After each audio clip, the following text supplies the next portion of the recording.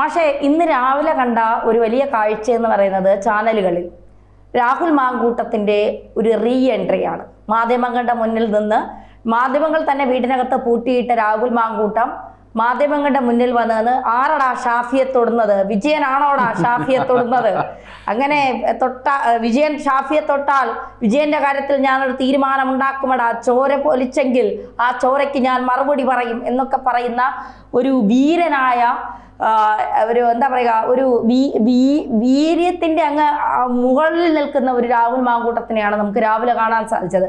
അതായത് എനിക്ക് തോന്നുന്നു ഷാഫിക്ക് അടി കൊണ്ടതിൽ ഏറ്റവും കൂടുതൽ മൈലേജ് കിട്ടിയതും ഏറ്റവും കൂടുതൽ പ്രയോജനം ചെയ്തതും രാഹുൽ മാങ്കൂട്ടത്തിനായിരിക്കും. അങ്ങനെ പറയുന്നതിൽ തെറ്റുണ്ടോ? തെറ്റല്ല. ഇത് വളരെ ആസൂത്രിതമായിട്ടുള്ളൊരു പ്രക്രിയയായിട്ടും ശത്രുക്കൾ വ്യാഖ്യാനിക്കാൻ സാധ്യതയുണ്ടല്ല. കാരണം ഷാഫി അവിടെ കലമ്പലുണ്ടാക്കുന്നിടത്ത് കയറി അടിമേടിച്ചു. അടിമേടിക്കാൻ വളരെ എളുപ്പമാണ്. അടി കൊള്ളിടത്ത് നമ്മൾ തലവെച്ച് കൊടുത്താൽ അങ്ങനെ അടിയായി.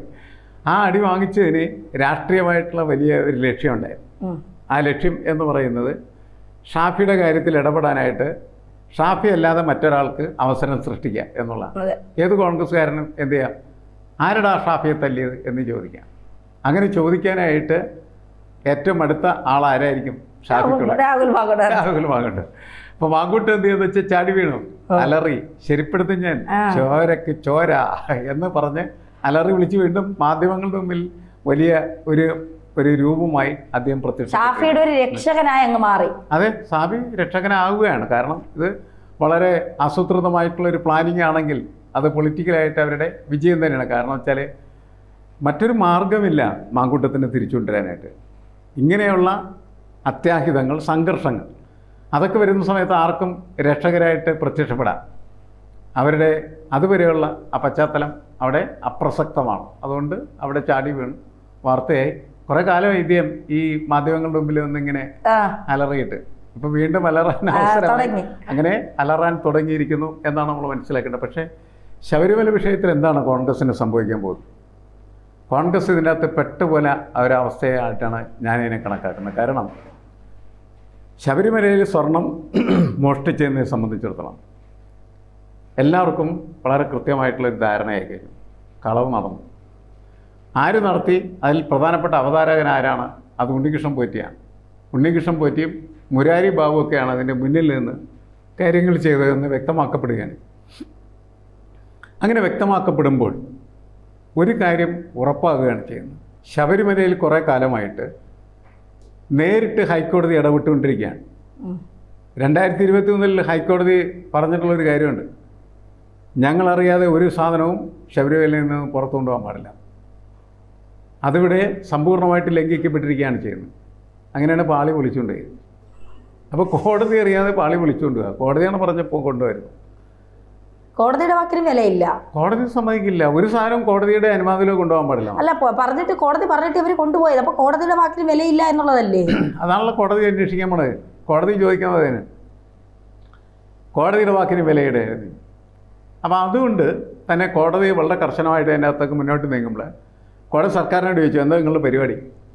കള്ളന്മാരുടെ കൂടെയാണോ അതോ അന്വേഷിച്ച് ഈ കാര്യങ്ങളെല്ലാം കണ്ടെത്തേണ്ട ആവശ്യമുണ്ട്?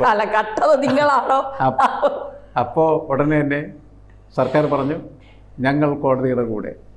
കോടതി എന്ത് അന്വേഷിക്കുന്നു കണ്ടുപിടിക്കുന്നു അതിനനുസരിച്ചുള്ള തീരുമാനങ്ങൾ ഞങ്ങൾ നടപ്പായിക്കൊള്ളാം എന്ന് പറഞ്ഞു. അങ്ങനെ ഡബിൾ സ്ട്രോങ്, രണ്ടുപേരും കൂടി ഒരുമിച്ച് ചേർന്ന അന്വേഷണത്തിന് ഇറങ്ങി തിരിച്ചു. കോടതിക്ക് ഇതിനകത്ത് നമ്മൾ സർക്കാരിനെ മാറ്റി നിർത്തുക. സർക്കാർ ഒരു രാഷ്ട്രീയ രൂപമാണല്ലോ, വിട്. കോടതിക്ക് പക്ഷേ വളരെ ആത്മാർത്ഥമായിട്ട് ഈ കാര്യത്തിൽ താല്പര്യമുണ്ട്. ഹൈക്കോടതിയുടെ കാര്യത്തിൽ കുറേ കാലമായിട്ട് ഹൈക്കോടതി അങ്ങനത്തെ ഒരു താല്പര്യം ശബരിമലയുടെ കാര്യത്തിൽ കുറച്ചു കാലമായിട്ട് ഹൈക്കോടതി അത്തരത്തിലുള്ള താല്പര്യം കാണിക്കുന്നുണ്ട്. ഇത് മുക്കുന്നു എന്ന് മനസ്സിലാക്കിയത് കൊണ്ടാണോ മാഷെ ഹൈക്കോടതിയുടെ ഈ സംരക്ഷിക്കാൻ വേണ്ടിയുള്ള ഇത്തരമൊരു തീരുമാനം? ഈ സ്വർണ്ണങ്ങളും അല്ലെങ്കിൽ ശബരിമലയെ വിഴുങ്ങാൻ തുടങ്ങിയെന്ന് മനസ്സിലാക്കിയത് കൊണ്ട് തന്നെയാണോ ഹൈക്കോടതിയുടെ ഇടപെടലൊക്കെ? അല്ല, ഹൈക്കോടതി ഇപ്പോൾ ഇന്ന് ജസ്റ്റിസ് ശങ്കരൻ അവിടെ എത്തിയിട്ടുണ്ട്. അതെ, അതൊക്കെ പരിശോധിച്ച് അന്വേഷിച്ച് സ്ട്രോങ് റൂമിലെത്തി എല്ലാം കൃത്യമായിട്ട് മുന്നോട്ട് പോവുകയാണ് ചെയ്യുന്നത്. കാരണം അവിടെ കുറെ കാലമായിട്ട് ഈ ശബരിമലയിൽ എത്രമാത്രം സ്വർണം ഉണ്ടായിരുന്നു, അതിൻ്റെ ഇപ്പോഴത്തെ സ്ഥിതി എന്താണ്, എത്രമാത്രം മോഷ്ടിച്ചിട്ടുണ്ട് എന്നുള്ള കാര്യത്തിലൊക്കെ ഹൈക്കോടതിക്ക് ഒരു തീരുമാനമായി. ഹൈക്കോടതി ഏതാണ്ട് 1/2 കിലോഗ്രാം സ്വർണത്തോളം അവിടെ നഷ്ടപ്പെട്ടു എന്ന് പറയുന്ന പൊതുനിഗമനത്തിലാണ് ഇപ്പോൾ എത്തിയിരിക്കുന്നത്. പൊതുനിഗമനം എത്തുന്നത് പരിശോധനയുടെ അടിസ്ഥാനത്തിൽ തന്നെയാണെന്നാണ് ഞാൻ മനസ്സിലാക്കുന്നത്. നമ്മൾ ഈ ചർച്ചയൊക്കെ തുടങ്ങുന്ന സമയത്ത് 4.5 കിലോ അടിച്ചുകൊണ്ട് പോയി എന്നാണ് കേട്ടിരുന്നത്. പക്ഷെ അത് 1/2 കിലോ ആയിട്ട് ചുരുങ്ങിയിട്ടുണ്ട്, ബാക്കിയൊക്കെ അവിടെ ഉണ്ട് എന്നാണ് പറയുന്നത്. അപ്പോൾ ഈ 1/2 കിലോ സ്വർണം, 1/2 കിലോ മാത്രമല്ല, അരി എടുത്താൽ പോലും എടുക്കുന്നവനെ ശരിപ്പെടുത്തേണ്ടതാണല്ലോ ശരിക്കും. അതുകൊണ്ട് വളരെ കർശനമായിട്ട് അന്വേഷണം നടക്കുകയും അന്വേഷണത്തിൽ ഈ കള്ളന്മാർ കൂട്ടമായിട്ട് പെട്ടുപോകാനുള്ള സാധ്യതയുണ്ട്. ഏതാണ്ട് 10 പേരെങ്കിലും ഇതിൻ്റെ പിന്നിൽ നേരിട്ട് കട്ടവനുണ്ട്, നക്കി തിന്നവനുണ്ട്, ഒക്കെ ഉണ്ട്. അങ്ങനെ ഇവർ ഈ ഉദ്യോഗസ്ഥ സംഘം മുഴുവൻ അതിൻ്റെ അകത്ത് വീണ് കോടതിയുടെ മുന്നിൽ വന്നാൽ ഈ കോൺഗ്രസ് തെരുവിൽ നടത്തുന്നതായിട്ടുള്ള ഈ പ്രതിഷേധം കോൺഗ്രസ്സിന് തിരിച്ചടിയായിത്തീരും. ഈ കളവിൽ ദേവസ്വം ബോർഡിനോ ദേവസ്വം ബോർഡുമായി ബന്ധപ്പെട്ട് നിൽക്കുന്ന ഗവൺമെൻറ്റിനോ, യഥാർത്ഥത്തിൽ ദേവസ്വം ബോർഡ് ഇതിനകത്ത് സ്വതന്ത്രമായി പ്രവർത്തിക്കുന്ന ഒരു സംവിധാനം, കേരള ഗവൺമെൻറ്റുമായിട്ട് ഒരു കാര്യം ഓർക്കില്ല. 1950 തിരുവിതാംകൂർ ദേവസ്വം ബോർഡ് രൂപീകരിക്കുന്നത്, കേരള ഗവൺമെൻറ് ഉണ്ടാവുന്നതിന് മുമ്പ്. അപ്പോൾ അത് കേന്ദ്ര ഗവൺമെൻറ്റും അതേപോലെ തന്നെ തിരുവിതാംകൂർ മഹാരാജാവും തമ്മിലുണ്ടാക്കിയ ഉടമ്പടിയുടെ അടിസ്ഥാനത്തിലാണ് ആ കാര്യങ്ങൾ നടന്നത്. പക്ഷേ നമുക്കറിയാം, ഈ സമീപകാലത്തൊക്കെ ആയിട്ട് അവിടുത്തെ ദേവസ്വം ബോർഡ് പ്രസിഡൻ്റൊക്കെ തീരുമാനിക്കുന്ന സർക്കാർ. അങ്ങനെ സർക്കാരിൻ്റെ ഒരു ഉപശാഖ എന്ന നിലക്കാണ് പ്രവർത്തിച്ചുകൊണ്ടിരിക്കുന്നത്. അപ്പോൾ ഇവരൊക്കെ ഇതിനകത്ത് പ്രതികളായി കിട്ടിയാൽ മാത്രമേ കോൺഗ്രസിനും BJPക്കും ഇതിനകത്ത് എന്തെങ്കിലും ഗുണമുള്ള, അല്ലെങ്കിൽ ഒരു ഗുണമില്ലല്ലോ. ഉദ്യോഗസ്ഥന്മാർ മാത്രമാണ് എങ്കിൽ രാഷ്ട്രീയ ഗുണം ആർക്കുമില്ല. ഉദ്യോഗസ്ഥന്മാരോടൊപ്പം ഏതെങ്കിലും രാഷ്ട്രീയക്കാരൻ പെട്ടിട്ടുണ്ടെങ്കിൽ ആ പെട്ട രാഷ്ട്രീയക്കാരൻ്റെ പാർട്ടി പെട്ടത് തന്നെ. അങ്ങനെയാണ് അതിൻ്റെ ഒരു പോക്ക് നമ്മൾ കാണുന്നത്. കാരണം അത് ഭക്തിയുമായി ബന്ധപ്പെട്ട കാര്യമല്ല, അത് ഇവരുടെ സാമൂഹ്യ രാഷ്ട്രീയ ഉപയോഗത്തിൻ്റെ അല്ലെങ്കിൽ ഉപയുക്തിയുടെ ഒരു പ്രശ്നം മാത്രമാണ്. ഇപ്പോൾ കോൺഗ്രസ് ഇപ്പോൾ നടത്തിക്കൊണ്ടിരിക്കുന്നതായിട്ടുള്ള സമരത്തിൽ കോൺഗ്രസ് BJPയേക്കാൾ തീവ്രമായിട്ടുള്ള രീതിയിലാണ് സമരം നടത്തണം. അങ്ങനെയാണ് ഈ അടിയൊക്കെ ഉണ്ടാകുന്നത്. BJPക്കാർ പക്ഷേ പഴുക്ക് സൈലൈൻ ചെയ്യാണ്. കാരണം അവർക്ക് മനസ്സിലായി ഇതിൻ്റെ ഒരു പോക്കെന്ന് പറയുന്നത് അത്ര പൊളിറ്റിക്കലി ഗുണകരമാകാൻ സാധ്യതയില്ല എന്ന്. കാരണം കോടതി നേരിട്ടിറങ്ങുകയാണ്. കോടതി നേരിട്ടിറങ്ങിക്കഴിയുമ്പോൾ പിന്നെ അതിനകത്ത് വേറെ ഏതെങ്കിലും തരത്തിലുള്ള ആരോപണങ്ങൾക്ക് പ്രസക്തി ഇല്ലാണ്ടായിത്തീരും. കോടതിക്കെതിരെ ആരോപണം ഉന്നയിക്കാൻ പറ്റില്ല. കോടതി കണ്ടെത്തുന്നത് സത്യസന്ധമായ കണ്ടെത്തലായിട്ട് എല്ലാവർക്കും കണക്കാക്കേണ്ടി വരും. അപ്പം അതിൽ ഇവരൊന്നും പെടുന്നില്ല എന്ന് വിചാരിക്കും. പിണറായി വിജയനും സംഘമൊന്നും അതിനകത്ത് പെടുന്നില്ലെങ്കിൽ പിന്നീട് രാഷ്ട്രീയ നേട്ടം ആർക്കും കിട്ടാൻ സാധ്യതയില്ല. അപ്പം വീണ്ടും ഇനി പ്രശ്നം ഉണ്ടാക്കിക്കൊണ്ടിരുന്നാൽ അത് പ്രശ്നം ഉണ്ടാക്കിക്കൊണ്ടിരിക്കുന്നവർ അതിൽ പെട്ട അവസ്ഥയിലായിത്തീരും. ആപ്പിലായ അവസ്ഥയോ രക്ഷപ്പെടാൻ പറ്റാത്ത ഒരു സ്ഥിതിയിലേക്ക് കോൺഗ്രസ് പതുക്കെ ആ രീതിയിലേക്ക് നീങ്ങുന്നുണ്ട് എന്നാണ് പൊതുവെ ഇപ്പോൾ നമ്മൾ മനസ്സിലാക്കുന്നത്. 2 ദിവസം കൂടി കഴിഞ്ഞാൽ ഇപ്പോൾ നിയമസഭയിൽ പിന്നെ വാർത്തയില്ലല്ലോ.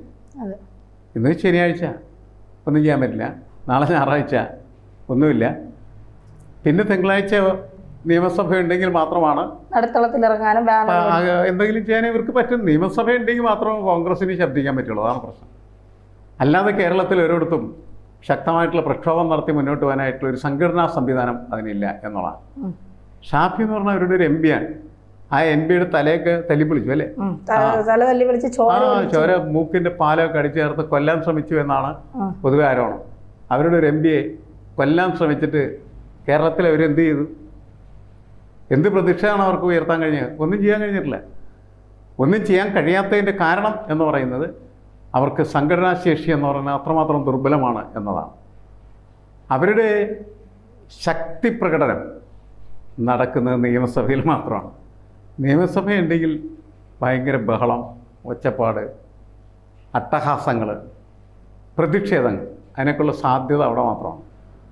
ഈ പൊതുസമൂഹത്തിൽ അത് ചലനങ്ങൾ ഉണ്ടാക്കുന്നില്ല. അതാണ് കോൺഗ്രസിൻ്റെ ദൗർബല്യം എന്നാണ് കോൺഗ്രസ് തിരിച്ചറിയേണ്ടത്. That is their limitation.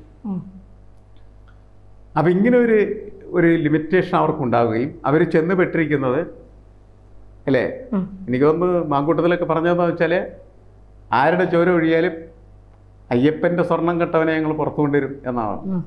അതിപ്പോൾ ഈ മുരാരിയും സംഘമൊക്കെ ആണെങ്കിൽ പിന്നെ എന്ത് ചെയ്യാനാണ്? പക്ഷെ മാഷെ, ഇപ്പോൾ ദേവസ്വം ബോർഡിൻ്റെ കാര്യങ്ങൾ തീരുമാനിക്കുന്നത് സർക്കാരാണ്. ആളുകൾ പ്രസിഡന്റുമാരെ തിരഞ്ഞെടുക്കുന്നതെല്ലാം സർക്കാരാണ്. സർക്കാർ അറിയാതെ അവിടെ നിന്ന് 1 ഗ്രാം പോലും പോകും. അതായത് ഈ സർക്കാരല്ല, ഇപ്പം 2019 ശേഷമാണെന്നൊക്കെയാണ് പറയുന്നത്. അതിനെ അന്വേഷിച്ച് വരുമ്പോൾ അതിന് മുന്നേ പോയോ പിന്നെ പോയോ എന്നൊക്കെ ഉള്ളത് നമുക്കറിയില്ല. നിലവിൽ എവിടെ നിന്ന് പോയാലും അതിനൊക്കെ സർക്കാർ ഉത്തരവാദിത്തം പറയണം. അറിയാൻ പാടില്ലേ? സർക്കാരിന് അതിൽ പങ്കൊന്നുമില്ലെന്നും സർക്കാരിന് പറയാൻ പറ്റില്ല. ഇല്ല. പക്ഷേ ഉദ്യോഗസ്ഥന്മാരാണ് ഇത് മോഷ്ടിച്ചതെങ്കിൽ, മോഷണ സംഘം എന്ന് പറയുന്നത് ഈ ബ്യൂറോക്രസി ആണെങ്കിൽ ആ ബ്യൂറോക്രസി മാത്രമായിരിക്കും ശിക്ഷിക്കപ്പെടും. പക്ഷേ പണ്ടൊക്കെ ഒരു രീതി, എനിക്ക് തോന്നുന്നു VS അച്യുതാനന്ദനും പിണറായിയും ഒക്കെ പ്രതിപക്ഷമായിരുന്ന സമയത്ത് ഇത്തരത്തിലൊരു ആരോപണം ഉയർന്നു വരികയാണെങ്കിൽ കേരളം അത് വലിയ രീതിയിൽ ചർച്ച ചെയ്യും. കാരണം പല കോണുകളിൽ ഇതിനുള്ള പ്രതിഷേധം ഉയരും.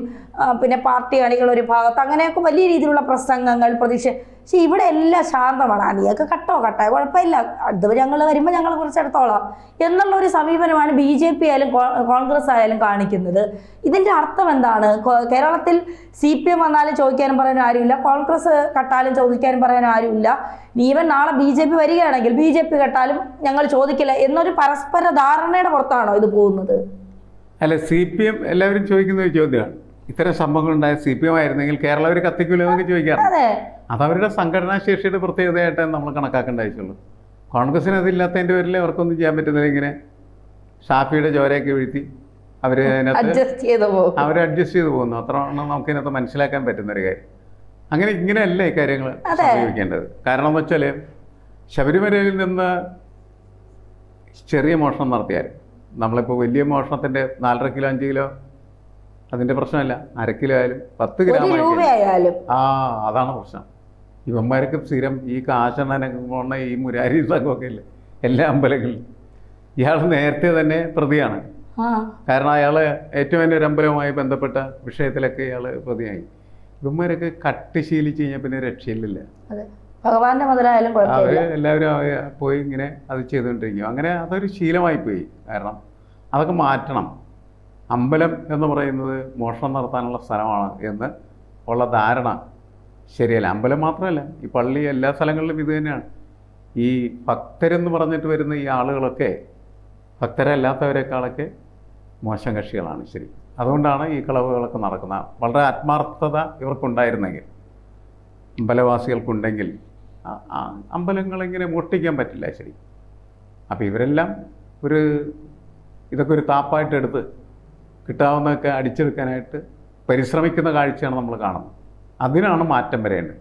ആ മാറ്റം ഉണ്ടാക്കിയാൽ മാത്രമാണ് നമുക്ക് നാളെ കലുഷിതമല്ലാത്ത ഒരന്തരീക്ഷത്തിൽ ജീവിക്കാനും ക്ഷേത്ര സന്ദർശനവും ആരാധനാലയ സന്ദർശനങ്ങളൊക്കെ സമാധാനപൂർവ്വം സാധ്യമായി തീരുകയുള്ളൂ എന്ന് എനിക്ക് തോന്നുന്നു. അങ്ങനെയൊക്കെയുള്ള ഒരു കാഴ്ചപ്പാടിനെ തന്നെ ആകെ ഇപ്പോൾ ഏറ്റവും വലിയ വിശ്വാസം എന്ന് പറയുന്നത് ഹൈക്കോടതി മാത്രമായി മാറി. മറ്റാരെയും വിശ്വസിക്കാൻ ആരും തയ്യാറില്ല. അപ്പോൾ ഹൈക്കോടതിയിലുള്ള ആ വിശ്വാസം അയ്യപ്പൻ്റെ വിശ്വാസം പോലെ ദൃഢമായി നിൽക്കട്ടെ എന്നേ നമുക്ക് കണക്കാക്കാം.